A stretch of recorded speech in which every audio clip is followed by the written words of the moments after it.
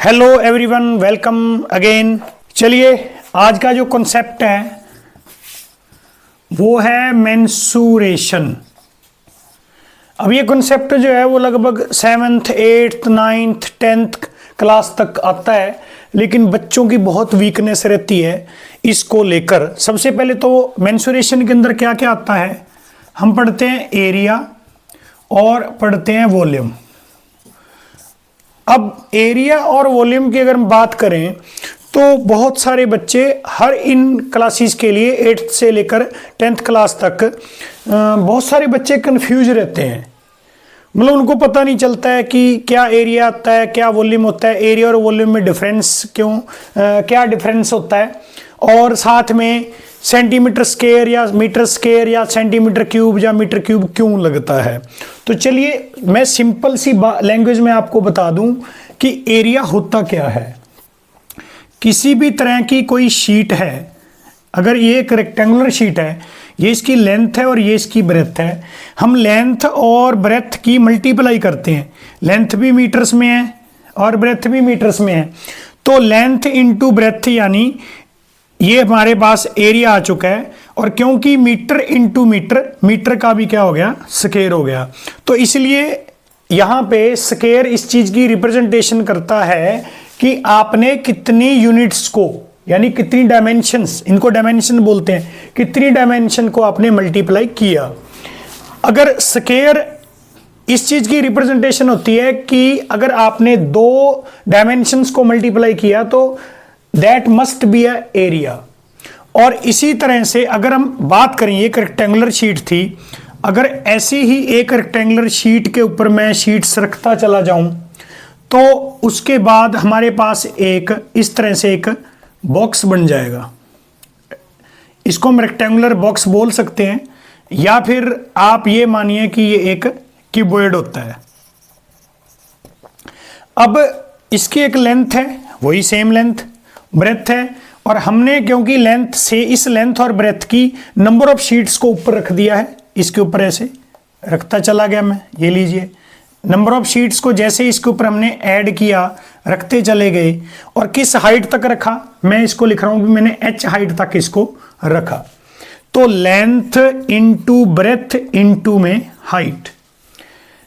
अगर ये लेंथ भी मीटर में है, ब्रेथ भी मीटर में है और हाइट भी मीटर में है, तो metre into metre into metre, इसलिए जो है वो मीटर क्यूब आता है। इसलिए बार बार ये वॉल्यूम है और ये एरिया है। यही डिफरेंस होता है एरिया और वॉल्यूम में। दूसरा हमारे पास क्या होता है कि देखिए, हमने एक शीट को लिया, हमने उस शीट से ये 6 पोर्शंस ऐड किए हमने, ये एक हो गया, ये 2 इसके फ्रंट में है, एक इसके फ्रंट में, एक ऊपर एक नीचे है, टोटल 6 जो सरफेस एरिया है वो ऐड होके एक क्यूबॉइड बना, एक बॉक्स बना। यानी अब देखिए, जो इस बॉक्स को बनाने में जितना मटेरियल यूटिलाइज हुआ, जितना कार्डबोर्ड लगा, या फिर आप जिस भी मटेरियल से इसको बना रहे हो, ब्रिक से बना रहे हो, ईंटों से बना रहे हो, तो कितनी ईंटें लगी, या इसको प्लास्ट कर रहे हो, प्लस या इसके ऊपर प्लास्टर के साथ या इसको पेंट कर रहे हो, तो ये जो है 6 की 6 जो शीट्स होती हैं, इनका जो हमारे पास सरफेस होता है वो हमारे पास एरिया ही काउंट होता है, सरफेस एरिया। मैं इसकी अभी डिटेल देता हूं। और अब बात आती है कि बॉक्स बन के तैयार हो चुका है। इस तैयार बॉक्स के अंदर अगर हम कुछ डालें, how much that container contain, यानी ये कंटेनर कितना कंटेन करता है। तो ये कंटेनर, इसके अंदर में जितना कोई मटेरियल डाल सकते हैं, चाहे वो लिक्विड हो, चाहे वो किसी तरह का कुछ और मटेरियल हो, तो हाउ मच कंटेन, तो इसका जो कंटेन ये जितना करेगा वो इसका वॉल्यूम होता है। फिर से बता रहा हूं difference between area and volume.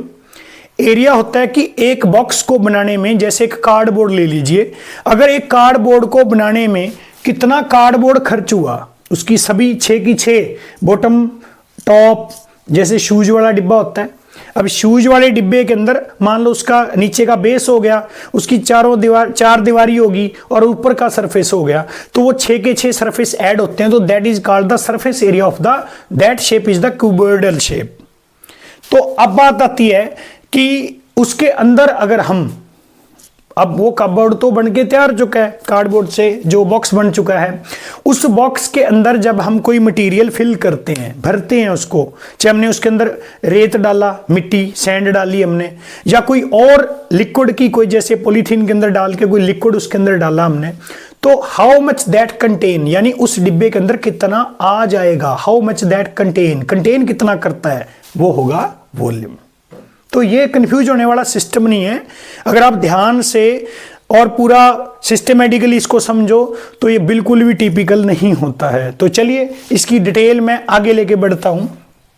अब मैं बात कर रहा था एरिया की, कि सरफेस एरिया। अब सिंपल एरिया तो हमें पता है कि अगर एक रेक्टेंगुलर शीट है तो उसका क्यूबोइडल बन जाएगा। एक स्क्वायर शीट है, स्क्वायर शीट है अगर, यानी स्क्वायर शीट का मतलब कि जितनी लेंथ है उतनी ही ब्रेथ है, तो एरिया तो हमें पता है, हमें उससे कोई फर्क नहीं पड़ता कि लेंथ और ब्रेथ की मेजरमेंट क्या है, डायमेंशंस कितनी है, हमें सिर्फ इससे मतलब है कि एक लेंथ होती है, एक ब्रेथ होती है, अगर वो दोनों सेम है तो that is a square, no issue. और सेंटीमीटर या मीटर वो अलग से यूनिट का स्क्वायर हम उसको बता देंगे। तो एरिया आ चुका है। अब इसी क्यूब की हम बात करें कि ऐसे ही नंबर ऑफ क्यूब्स अगर हम ऐड करते चले जाए, ये रखा मैंने इसके ऊपर, फिर ये रखा, ऐसे करके नंबर ऑफ क्यूब्स हम ऊपर तक रखते चले गए, तो इसकी लेंथ भी है, ब्रेथ भी है। अगर मैं हाइट भी बात करूं कि मैं उतनी ही हाइट का एक, इसकी हाइट भी सेम दे रहा हूं जितनी लेंथ ब्रेथ है, तो फिर आप तीनों को मल्टीप्लाई कर दो, तो दैट इज ए क्यूब, वो की क्या होगा, वॉल्यूम होगा। सिंपल सी बात है कि जब भी 3 डायमेंशन मल्टीप्लाई करेंगी, लेंथ ब्रेथ और हाइट, जब भी 3 डायमेंशन मल्टीप्लाई करेंगी तो वॉल्यूम निकलेगा, और जब भी 2 डायमेंशन मल्टीप्लाई करती हैं तो एरिया होता है। ऐसा ही अगर हम बात करें पाई चार्ट के केस में, कि एक सर्कल की अगर हम बात करें रेडियस आर, अगर इसके एरिया की बात करें तो पाई आर स्क्वायर। देखिए पाई तो कांस्टेंट होता है, पाई कांस्टेंट होता है, और वैसे भी जो ये जो हमारे राउंड फिगर होती है, राउंड फिगर में हम जितना पढ़ते हैं उसको पाई चार्ट ही बोला जाता है इसी वजह से। तो इसका क्या सीन है कि पाई एक कांस्टेंट वैल्यू है। देखिए आर स्क्वायर का मतलब आर इंटू आर, जब भी 2 डायमेंशन मल्टीप्लाई करेंगी तो एरिया ही आएगा, दैट इज एरिया। तो pi R square area of circle होता है। अब देखिए मैंने एक सर्कल ली और सर्कल के ऊपर सर्कल में रखता चला गया,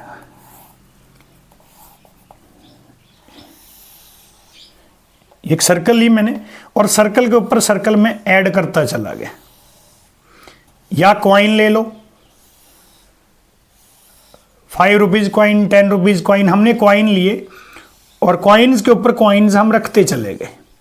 एंड में जाके हमें इस तरह का एक स्ट्रक्चर मिलेगा, और इस तरह का जो स्ट्रक्चर है वो रिप्रेजेंट करेगा एक सिलेंड्रिकल शेप को।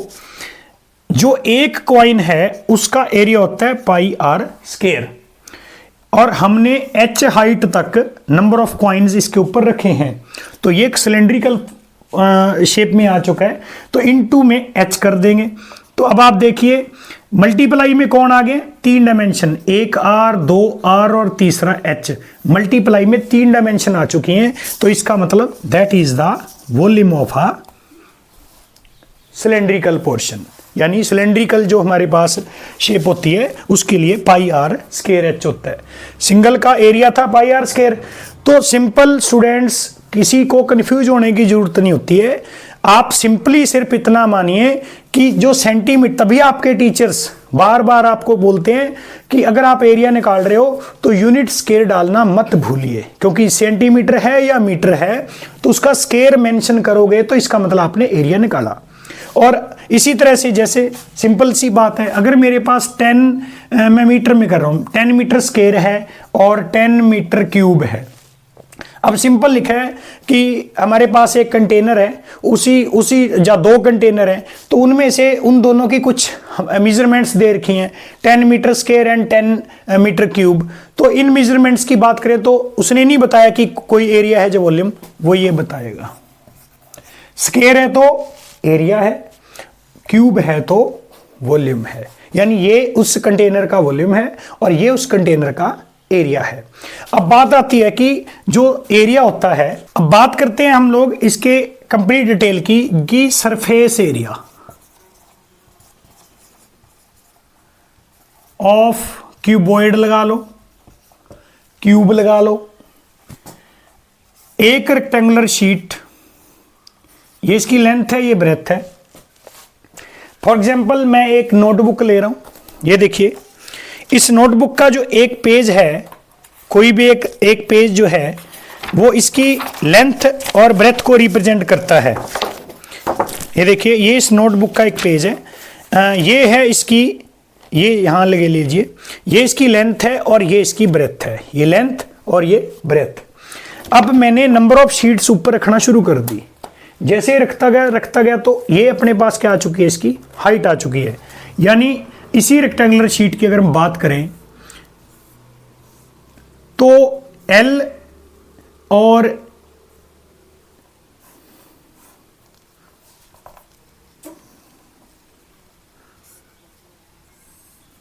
ये B और ये H, रेक्टेंगुलर शीट का जो बेस है वो ये है L into b, height H तक चला गया मैं। अब ऐसे ही रेक्टेंगुलर शीट जब ऊपर रखते चले जाएंगे, नंबर ऑफ रेक्टेंगुलर शीट जब आप इसमें ऐड कर दोगे, अब एक का एरिया क्या होता है, L इंटू बी होता है, इंटू में जितनी हाइट पे चले गए तो H हो गया, तो दैट इज द वॉल्यूम। ये तो वॉल्यूम की कहाँ होगी। अब बात कर रहे थे कि इसका जो हमारे पास रेक्टेंगुलर शीट होती है, अगर हम इस रेक्टेंगुलर शीट का सरफेस एरिया निकालें तो क्या होगा, surface area of a cuboid. और मैं ये भी आपको सिखा रहा हूं फिगर कैसे बनाते हैं। सिंपली आपने एक रेक्टेंगुलर बॉक्स बनाना होता है, 2 वे बताऊंगा मैं आपको। उसके बाद आपने एक ही डायरेक्शन में बिल्कुल ऐसे 4 अलग लाइन ड्रॉ करोगे और कोशिश कीजिए कि ये सभी लाइन पैरेलल हों, इधर से भी पैरेलल हों और इधर से भी पैरेलल हों और इक्वल भी हों, बराबर लेंथ की हो यानी, और इनको आप मिला दीजिए सभी को। अब जैसे इनको ज्वाइन करोगे तो आपके पास एक क्यूबॉइड की शेप आ जाएगी। ये इसकी लेंथ है, ये इसकी ब्रेथ है, ये हाइट है। एक और वे है इसका, अगर वो बड़ा मुश्किल लगा हो किसी बच्चे को, एक रेक्टेंगुलर बनाओ और कहीं भी जहां आपका दिल करे बीच में एक पॉइंट लेके वहां पे फिर सेम लेंथ और ब्रेथ के साथ एक आइडिया सा ले लेना है। सेम इस तरह से आपने एक और रेक्टेंगुलर बना देना है और इनके कॉर्नर को मैच करो बस।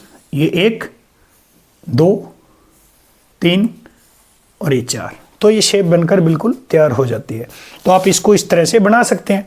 अब ये लेंथ है, ये ब्रेथ है और ये हाइट है।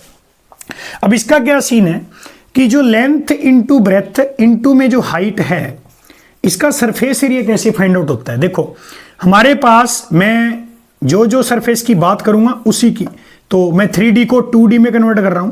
वैसे तो हम कर नहीं पाएंगे, बट ये है कि चलो दिखा रहा हूं आपको पीछे का पोर्शन। अब ये क्या है, ये H है। अब ये वाला पोर्शन, ये जो आप फ्रंट वाला देख रहे हो जिसपे मैंने साइन किया हुआ है, ये एक सिंपल सा सरफेस है। इसका एरिया आएगा length into L into H, और ऐसा ही सेम उस तरफ भी है, ये वाला, तो इंटू 2 कर दिया, तो यानी ये वाला और इसके फ्रंट वाला उनका एरिया आ चुका है। अब इसकी बात करते हैं, ये इसकी एक लेंथ है H और ब्रेथ है इसकी B, तो इनका एरिया, इसका एरिया आएगा B इंटू H, और सेम है ऐसा फ्रंट में ही है, तो ये लीजिए यानी ये वाला, तो ये 2BH हो गया। प्लस में अब देखो ये हो गया, इसका फ्रंट हो गया, ये हो गया और इसका फ्रंट हो गया, ये चार दीवारी जिसको हम बोलते हैं, ठीक है, एरिया 4 वॉल्स। तो लेकिन ऊपर नीचे का रह गया। ऊपर नीचे का कैसे करेंगे, अगर हम बात करें, ये ऊपर टॉप से हम बात करते हैं, ये लेंथ है और ये ब्रेथ है, ये L इंटू बी, तो L into b, same ditto नीचे है, तो ये लीजिए, तो ये आ गया हमारे पास total surface area of a cuboid. आप यहां से 2 कॉमन ले लोगे, जैसे ही 2 कॉमन लेते हो तो ये सिंपल लर्न करने के लिए LB BH और HL, मैं आगे पीछे लिख देता हूं, कोई नहीं, LB plus BH plus HL, तो ये हमारे पास टोटल सरफेस आ जाता है। अगर वो कई बार आपसे ये कहता है कि इसका टॉप जो है ओपन है, तो आप टोटल सरफेस एरिया में से टॉप कौन है वो देखो, L इंटू बी है, तो L इंटू बी माइनस कर दो। नहीं तो अगर आप एरिया ऑफ 4 वॉल्स लेना चाहते हो, तो एरिया ऑफ 4 वॉल्स की बात करूं तो वो ये था, हमने बाद में बॉटम और टॉप, तो ये क्या था 2LH प्लस 2BH, दोनों में से आप 2H कॉमन ले लो तो अपने पास आ गया L प्लस B। तो लर्न करने के लिए तो ये होता है कर्व्ड सरफेस एरिया, इसको आप टोटल सरफेस नहीं बोल सकते।